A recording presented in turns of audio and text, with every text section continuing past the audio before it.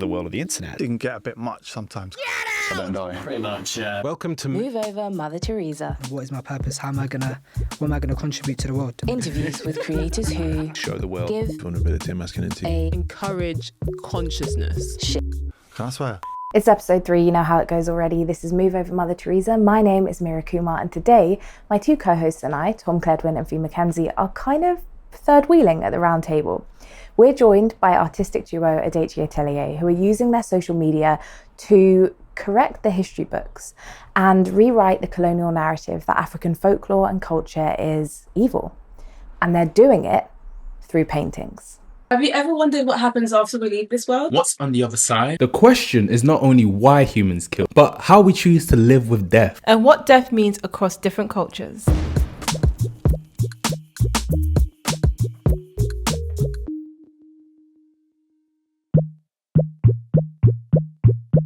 I know you both better than Tom and Mira because you are signed to the Creative Ally roster, which is my agency for purpose-driven creators.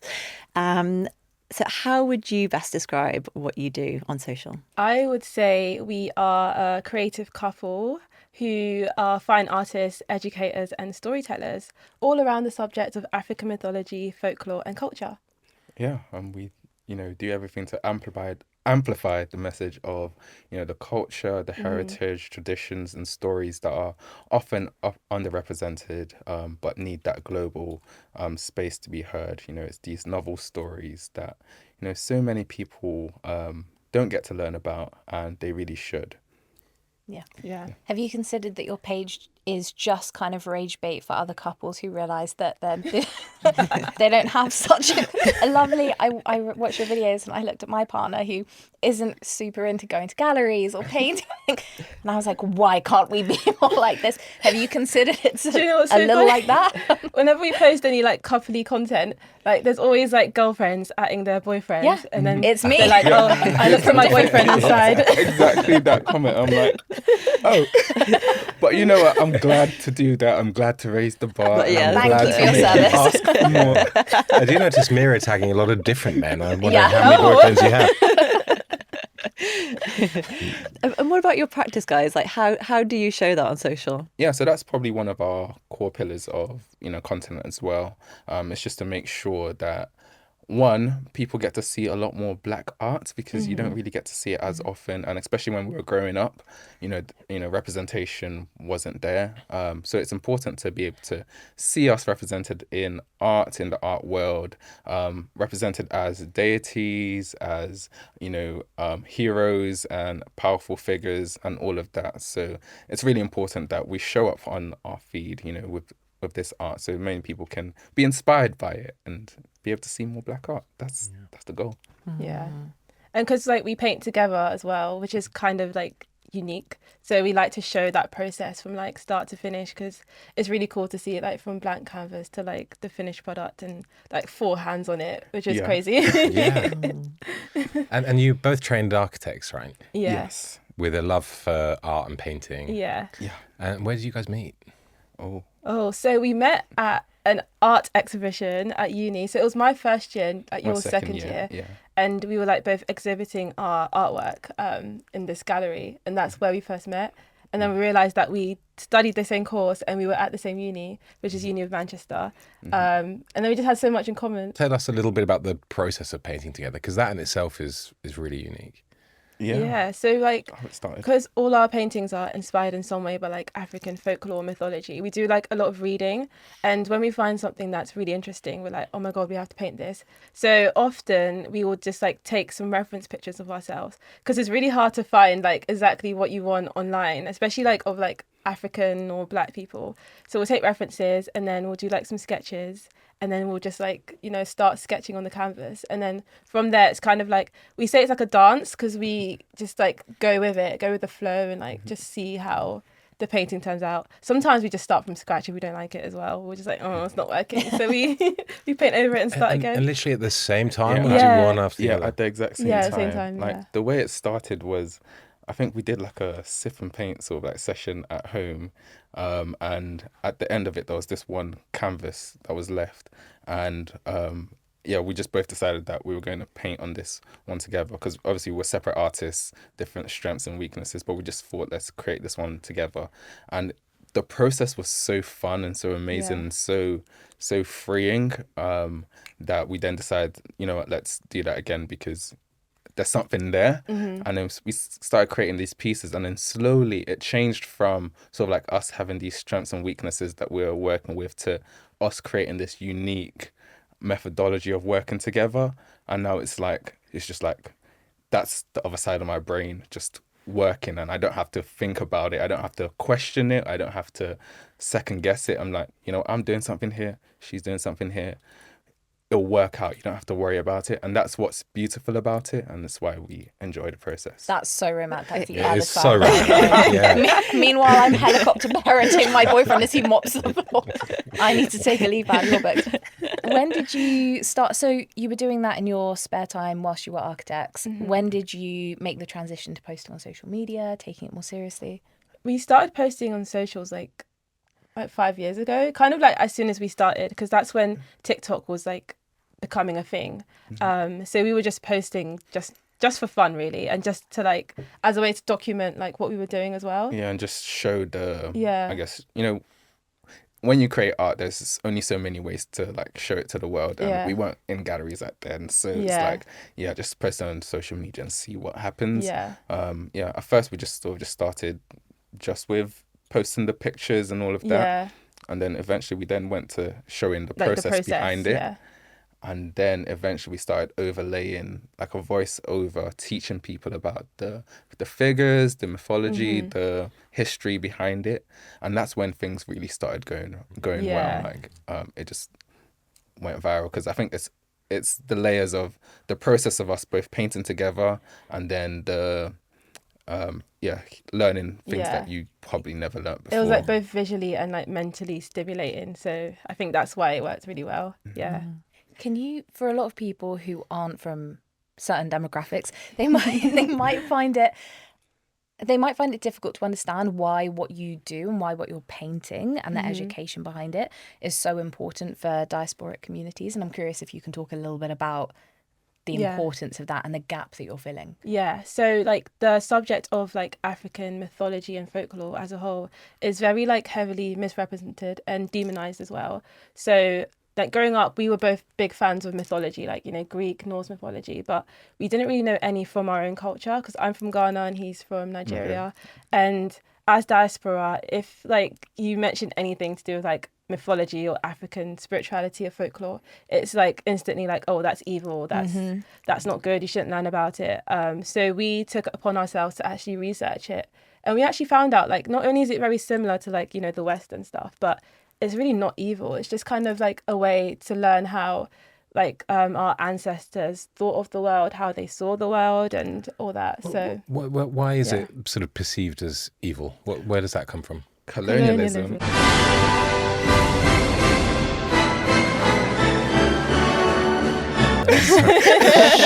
It's sort of one of the tactics that are used, where you go to a place, you say that everything that you had there was barbaric, evil, you shouldn't, you know, worship, or you shouldn't sort of like learn about the stuff that sort of got you there.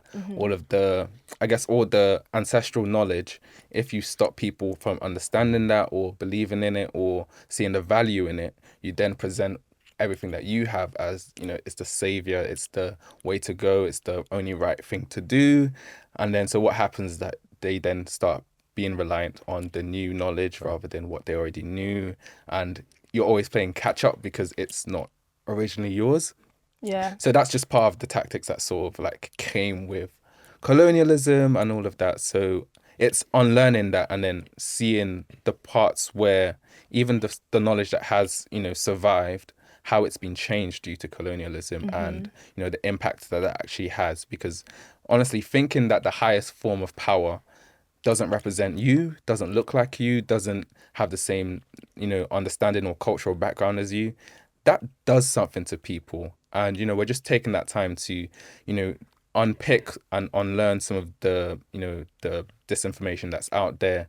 And then, because we can't just, unlike other channels that can just say the mythology as is, we can't just start from fresh. We have to do all of the unlearning. We have to deal with all the people in the comments that only have a certain type of knowledge, teach them otherwise, or answer the questions, have those difficult conversations, and then teach new things as well. So it's all of that work that sort of needs to be done around the topic as well. Yeah. Can I put in with a question around like your process? So you said like, you're learning, some mythologies or, some history that is, hasn't been, has been sort of covered up in a way. So how, in terms of like the actual like creative, the painting, are you painting from like imagination often, or is there a lot of references there that you can use, visual references that you can use in your craft? Yeah, the visual references are lacking, and I think that's why we use our art as a tool also to teach people, because a lot of people learn visually as well as they do by reading. So yeah, there's not many visual references. I think from the stuff we read, it's very descriptive, which helps us. And there's also like a lot of traditional art forms, whether that's like textiles or sculptures, that we also use, but there's nothing very modern. So that's where we kind of use our art as that vehicle. Yeah. So we always do the research, see what the canon of a story is. Exactly. So, and any images that reference that out there. And then we use ourselves as, some of the references to sort of like map that into then creating, because we work on like realism and figurative paintings and drawings. But one issue right now is so much AI work is now out there on so much art, and especially Black art as well. And, when it first started, it was an issue because I guess there's just so much out there that's just like flooding the feed. So any time that you type in, Black gods or Black anything, it's like you see AI images first. And at first we were really worried about it. But then it also proved something, that there was a gap between people who wanted to learn more about these things or see more representation, and the people that were able to create these images. And so people have now filled it with AI, but I guess there's also a need to have more artists, more creatives to be able to create these images as well. But I found it interesting that as soon as AI was out there, a lot more representation also came with it, because people wanted more. But I think that's where the process then becomes really important, the fact that you're showing that, because AI can't show that process. It's, well, I guess maybe it can, but in a very different way. It's like you're seeing the prompts, but prompt engineering and then seeing four hands on a canvas is just wildly different. And I guess people really feel something there. I've noticed that a big part of what you do, is education and art, but that piece of working in the comments to help people unlearn and addressing people and taking the time to educate people who perhaps have negative things to say, or perhaps, really bought into the colonial narrative, that takes a lot of time and patience and energy. But it's a really big decision, I think, to choose to educate people instead of just ignoring it or deleting them. So I'm curious why you made that decision. Yeah, because we think that behind one commenter, there's probably like 1,000 other people that think the same way. So if we take that as like a learning opportunity, then someone else that might have commented the same thing or just piled on would probably read that and hopefully change their perspective. And that's like the big thing that we want to get out of what we do. That has other benefits as well, because one, it does drive more engagement, because it is people learning in the comments and then responding, and then hopefully by the end of it you've changed someone's mind. It doesn't often always happen, but we don't look at it as it's the person that's commenting that we're trying to change their mind. It's that other person that might be thinking something similar to it. Now they've left this page learning a bit more than what was available in the 1 minute or 2 minute video that we sort of do. So, very early on, we found that it was quite important to do that piece of work in the comments as well, because there's just so much misinformation out there that sometimes it's not that people want to be horrible or that they want to be like nasty in the comments. They literally just don't know any better. And there's some people so it's good that at least we know what the enemy is and what they're thinking there, so we know how to sort of like address it and how to curate content to feed that gap of information. So it's quite important to do. You do have to worry about your own mental health, because there was a time where sometimes it could get overwhelming or it's too much, or there is a lot of like actual hateful people in the world, and sometimes you choose that line to you're not going to get anything out of it that block this person or, you know, they don't need to be on our page or anything like that. And you do have to make that decision. But where you see it has value and it's a teachable moment, we always try to address that. And I think you guys have really beautiful and transparent boundaries and intentions that you share. You know, I think there's a point in probably a lot of your videos, but I saw it this morning, where you just say, you know, this is a page about educating, and if you're not here for that, you know, then go, basically. Right? You know, so you're just really clear that you know, this experience that you're giving is one of education. And I found it amazing. I mean, and this wasn't probably even in response to the comments, but you've done one video on the beads, you know, and it's 90 seconds, 2 minutes maybe, and you just realize, I mean, you cover so much. It's like a whole university degree of content just on beads in a couple of minutes. What if we told you that a single string of beads could tell a story about who you are, where you come from, and even protect your spirit? Take waist beads. Across the African continent, they've been worn for centuries by children for health and by women to mark milestones of growth. But waist beads are just one example of how beads hold layered meanings across Africa. Welcome back to ASMR A to Z, where we're reading through the Encyclopedia of African Religion, page by page, from A to Z. But it must be amazing, you know, to have this sort of this purpose, this need to kind of sort of undo the undermining of all this culture, but then just to have so clearly such a rich like reservoir of culture to pull from. How much of, you know, the education journey you're going on is sort of firing you? How much, you know, of what you're learning through researching and bringing this all to the fore, you know, is sort of driving you? A lot, because this is like our passion at the end of the day. Like, we're always striving to learn more about not just like our specific Ghanaian and Nigerian heritage, but like the continent as a whole. Because like you said, there's so much. Like, we could be doing this till like 80 and not cover everything. Like, there's literally so much content. And good for job security. Exactly. And I feel like I was saying this earlier to you, like, there's not like a second of our day where we're not like doing something that's to do with, like, you know, African culture or heritage, whether it's like the books we read or like the videos we watch, and it's out of like genuine interest and like the will to like just learn more. And we always say that we're taking our followers on like a learning journey with us, so we don't know everything, but as we learn, we'll also like teach them, and I think that's what keeps it going. We try to be as transparent about it as possible as well, that it's not that we're these people that have all the knowledge and, you know, we're PhD students that are, you know, or masters that are teaching you this new knowledge. It's literally as we're learning this information, and this is why it even started, because as we were learning the information, we thought there's really cool information to know, and then we just sort of like told that story out online, and then we found that so many other people just didn't know this information or didn't know where to start. So as we're going on this journey, we're just bringing everyone sort of with us,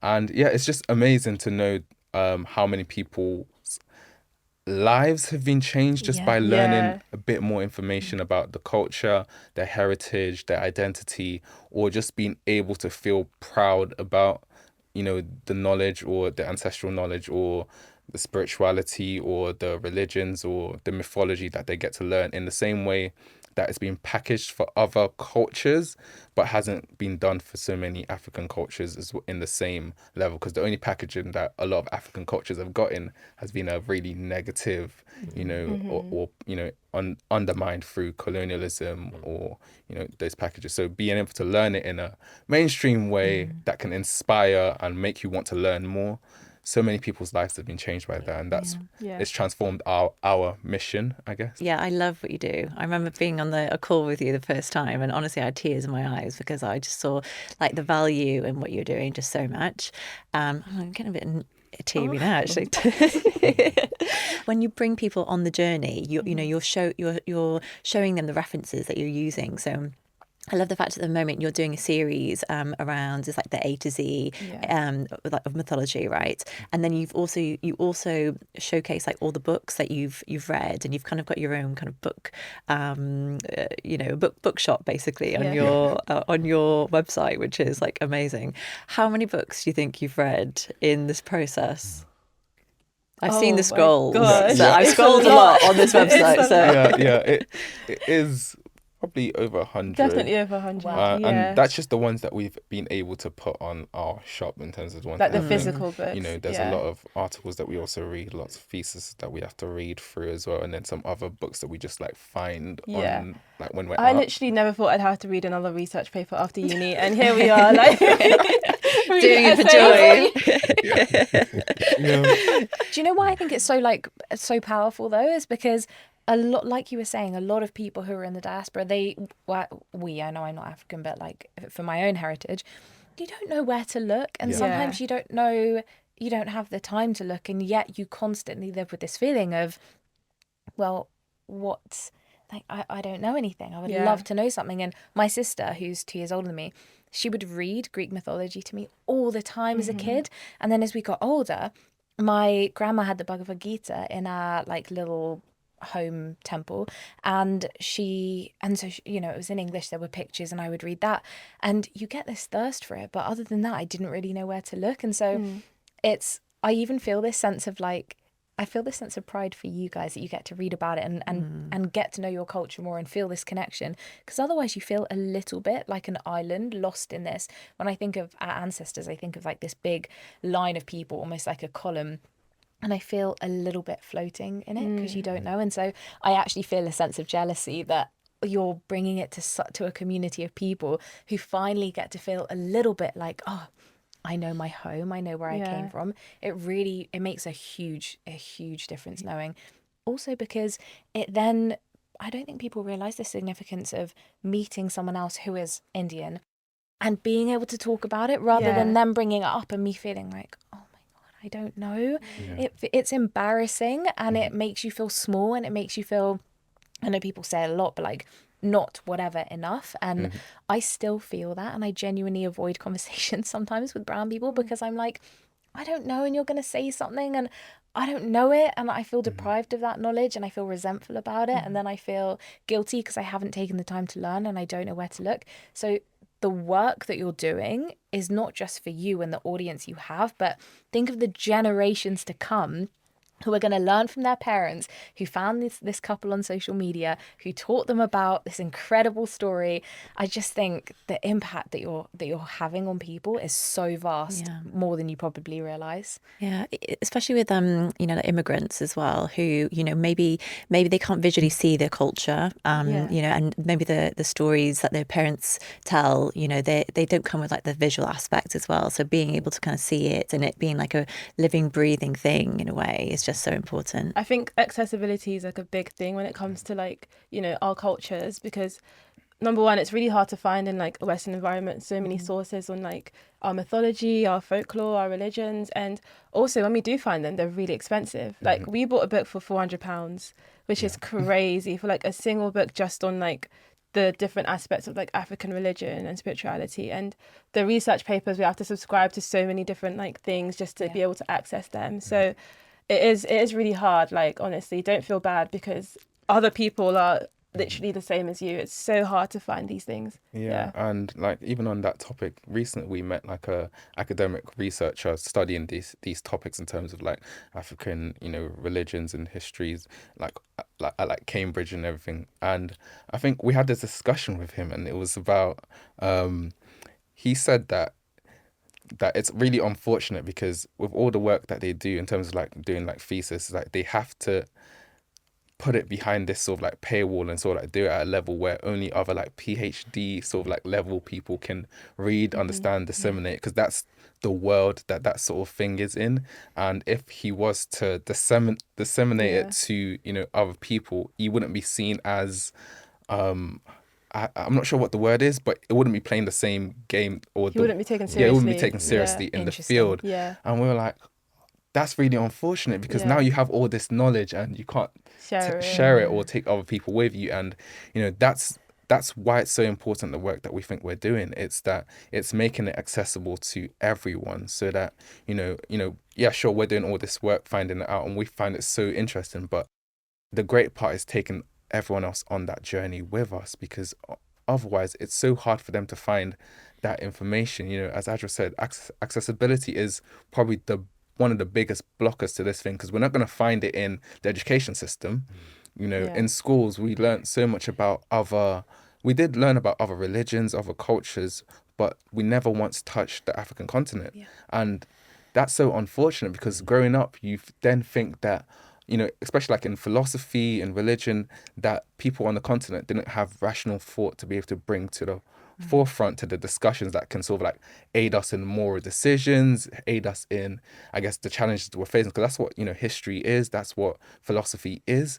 And not having that information, there's a big gap in how you see yourself. Yes. Because you're only ever thinking about, oh, you know, it's, you know, the philosophy of, I don't know, Descartes or whatever. But, you know, being able to learn from someone that has, you know, your heritage, your understanding, you know, grew up in your sort of like places, there's a pride that comes with it. And being able to connect to that, that's what we want more people to be able to do. So hopefully curriculums will change, because, you know, there were so many powerful thinkers, and even a lot of the Western knowledge, you know, if you actually trace it back, it comes from a lot of, you know, some of the African thoughts and some of the, especially like Arab thoughts as well. So it's like tracing things back to their original sources.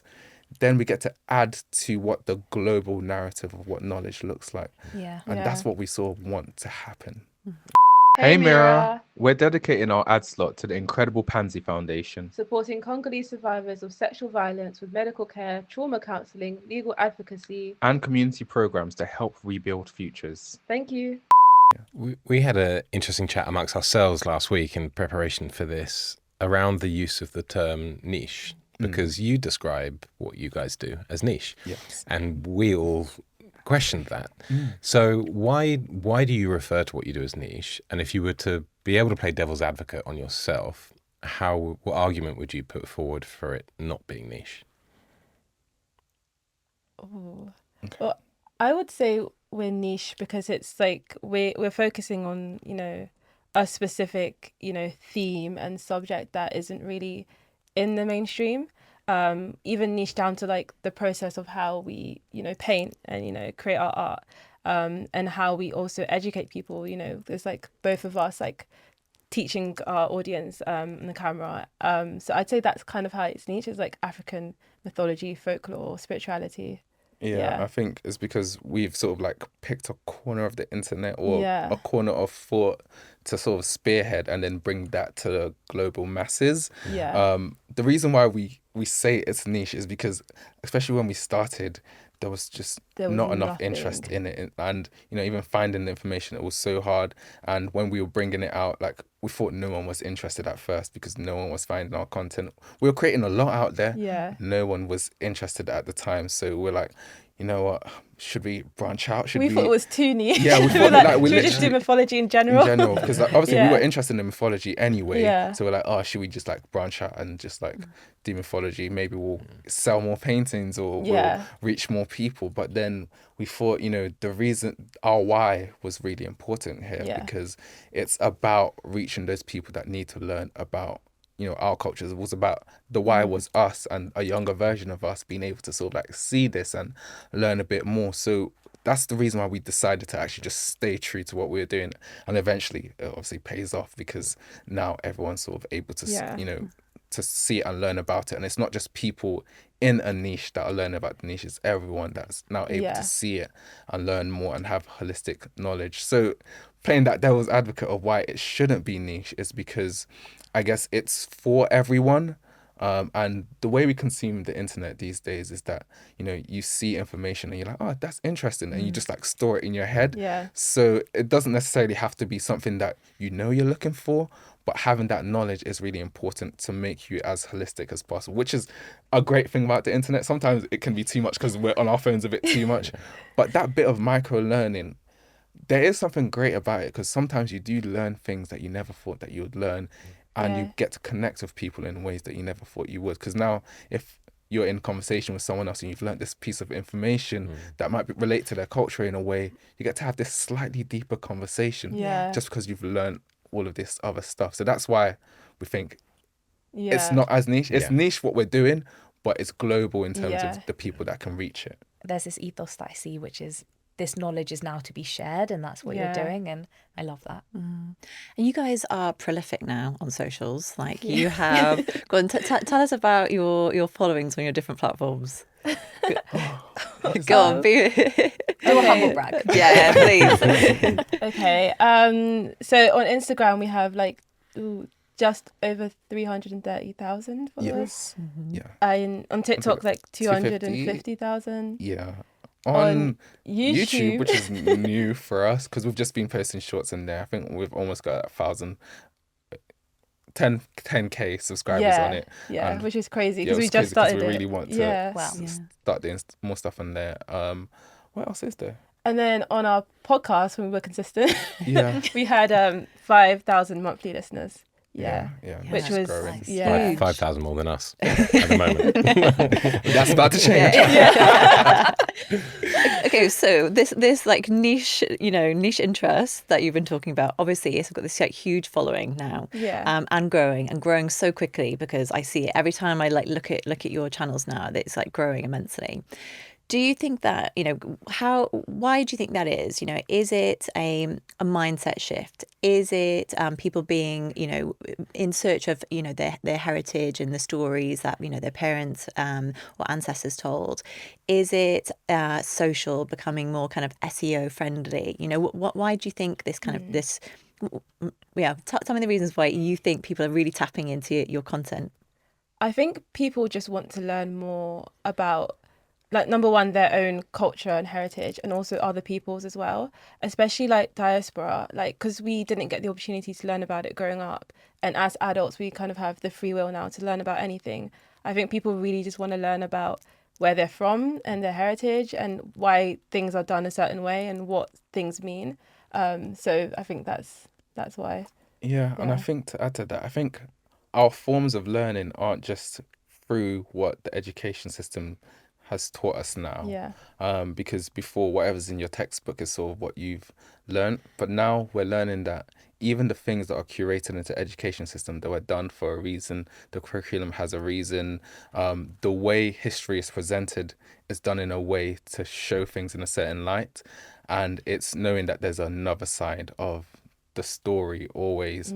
And I think lots of people are discovering that other side is actually quite important, and it adds to the global canon of what information is. So lots more people, it's not just about like African mythology, culture and all of that. It's holistically around the world. We're finding that the colonial narratives, they were very specific with the PR campaigns that were put through. And it was to show a certain narrative and to allow certain behaviors. And so we're just everyone's now unlearning at the same time that, wait a minute, this doesn't sound right. This wasn't as nice or as peaceful as they said it was. So it's learning the offside information and then learning the things that were probably lost. And a lot of times now we're finding that a lot of that information is as relevant to today as anything else. And as that if you don't learn from the past, you'll never learn how to change the future, sort of thing. So we'll be falling into the same cycles unless we learn the lessons from the past. And some of the knowledge that the ancestors had, are so powerful that, the way even like nature is respected, or how they told stories about nature to be able to, I guess, like navigate around, destroying the environment. You put a god in it, or you put a spirit in it and say, or you put a monster in there, say, stay away from there. It was great to stop deforestation or to stop people from destroying a certain habitat.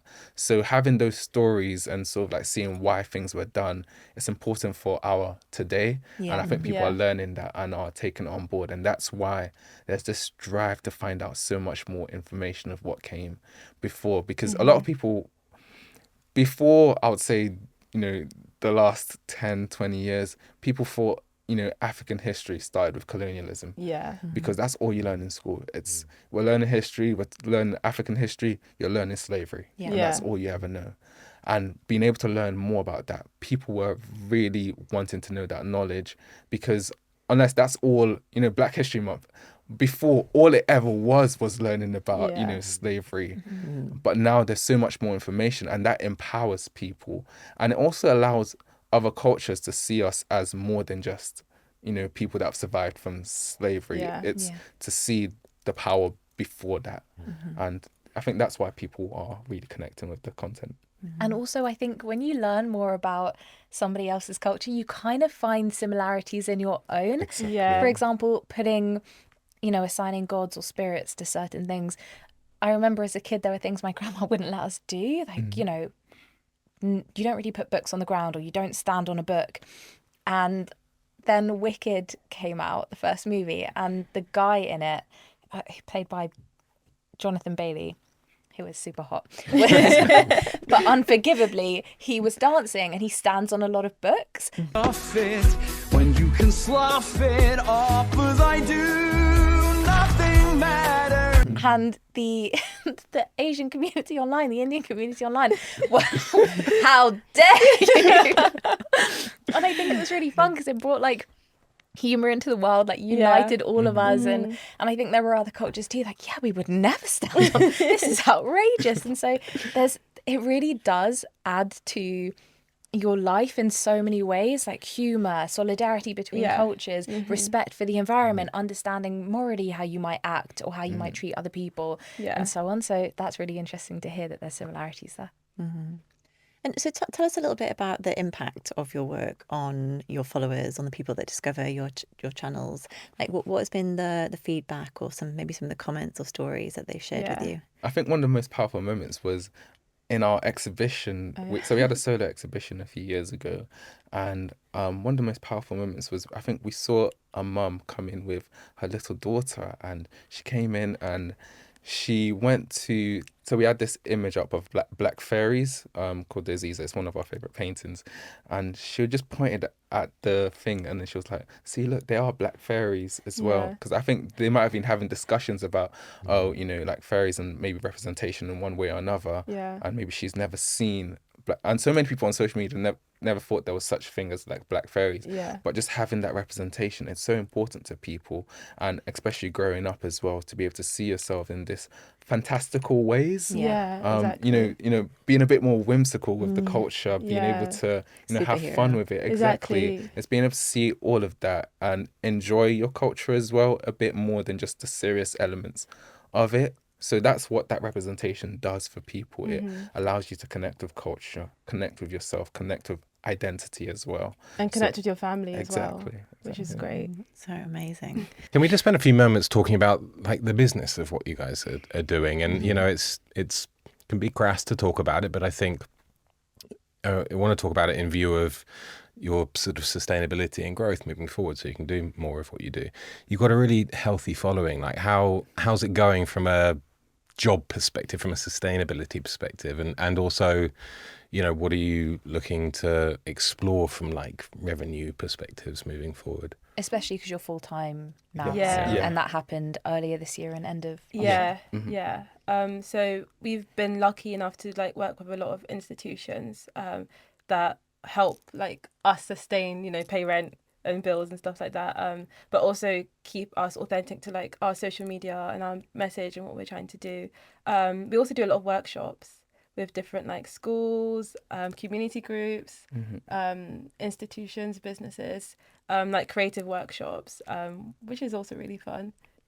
So I guess we find different ways of monetizing on our talent. So whether it's the storytelling portion of things, or which will be working with brands, or working with institutions mostly, in terms of, because I guess with them, the messenger's important, because they might be doing an exhibit on, something that's related to African anything, and they have a following online, but by connecting with us, collaborating with us, we're able to curate a message that sort of maybe reaches out to a community a bit better, and being able to speak to the community a bit better about whatever it is, to sort of like drive more engagement, views, or people to actually come through the doors to experience something, because we've taught them a bit more about it.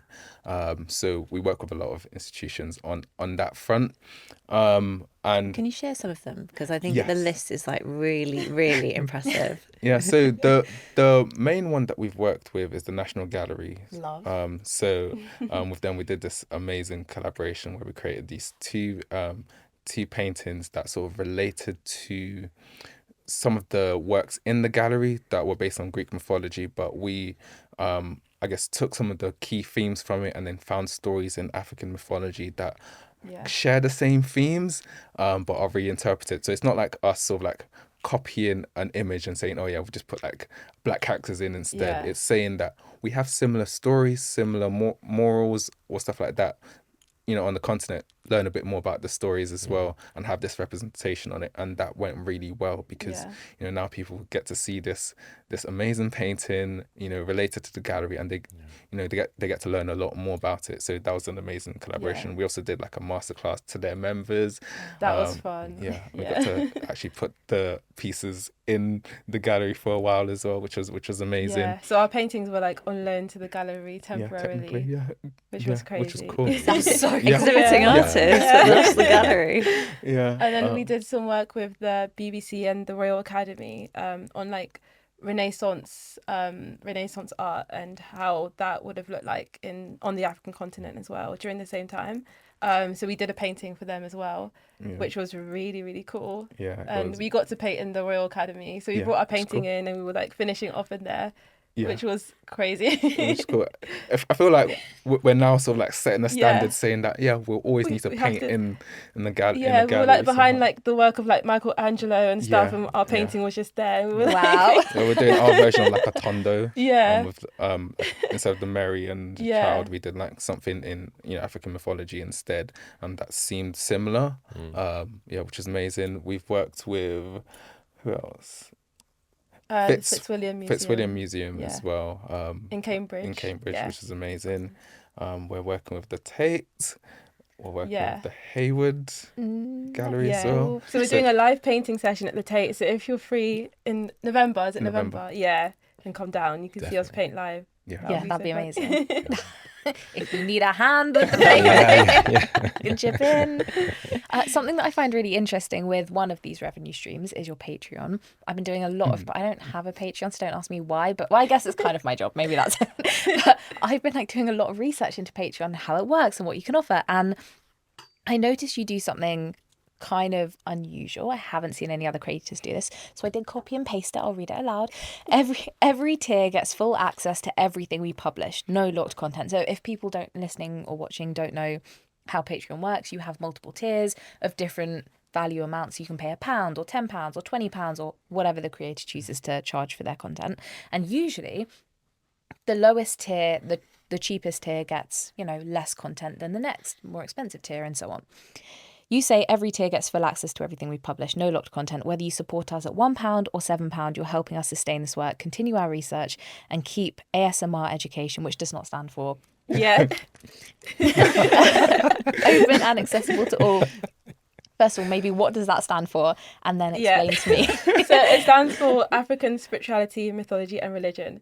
And we thought it was just so cool because, like, you know, everyone knows ASMR, but we wanted to like change that and also like capitalize on the SEO. Business minds. So tell me why you made that choice, and is it working for you? We made the choice because we just believe that everyone should have access, no matter how much like money you have to spend, because that's the reason why we did this. These resources are so hard and so expensive at times to attain, so we just don't think it's fair that, like, you know, just because I can pay £7 a month, I should get more access to this content. So we were like, look, it doesn't matter how much money you have in the bank, you should be able to read at your own leisure, like, you know, the content that we're giving out to people. It's been working so well. Honestly, since we've sort of like put it up, we've had so many more like of the higher tier people sort of like subscribing, because sometimes you want to just support the creators, and being able to choose freely how much you think you can support, I think it drives people who can to do exactly. So it's been so interesting, because we thought that maybe not a lot of people would want to subscribe, but so many people have, or that they would just pay for the cheapest one. It's been the opposite. It's been great to see. Wow. Thank you for modeling this. You know, I think this is a really interesting and important sort of part of our future and the creator economy, and wherever that kind of taps into. You know, actually these sort of new models and platforms, Substack and Patreon and stuff, but by like giving people an opportunity to actually give rather than make a transaction or you know, create space in between like you are. We're just surfacing and bubbling up people's natural tendency to actually just want to support rather than get into this mindset of transacting tit for tat. So I think it's amazing, and I love to hear like you just implied, Solomon, that actually it's kind of paying off too. You know, it's not just there's no compromise there. It's not just a nice thing that's sort of happening. It's that by unlocking people's ability to make this choice, you know, the people that can will, and that's what we find amazing. We like I think we mentioned earlier, so we produce this show with Fee and Creative Ally, and we work sort of day to day running this project called Drop Dead Generous. So it's a social experiment, really. We're giving 1,000 people $500 to pay it forward in the most thoughtful and creative way they can imagine. So we'd love, as a thank you for today, to give you one of those grants. So this is a golden ticket. And I feel like Charlie. So thank you, not just for today, but obviously for everything you do. And, you know, as what's really emerged from me today as well, is like actually a lot of how you're doing it as well. You know, the spirit of kindness is just, you know, coming through you guys in all sorts of ways. So, you scan the code and you can collect the grant money. It's about £380. And we'd just invite you to pay it forward however you imagine. And, you know, I think we'd love to see, you know, what you do, you know, what you care about come through in the idea and the project as well. But it's a total honour to be able to call you guys a grantee. So.